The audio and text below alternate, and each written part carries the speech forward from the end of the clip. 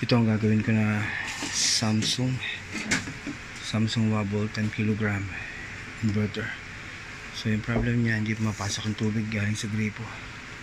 So yan, start. So yan, hindi pumapasok ang tubig galing sa gripo. Then napalitan na rin tong water bulb niya. So napalitan na nila, pero ganyan pa rin. So brand new piyesa na yung nakakabit dito na water bulb, ayaw pa rin niya. So yun, may gagapatak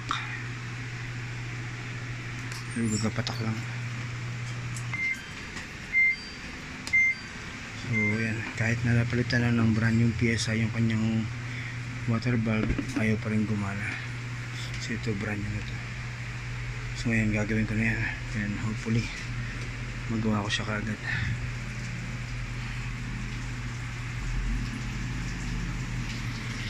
Buksan ko na siya ngayon.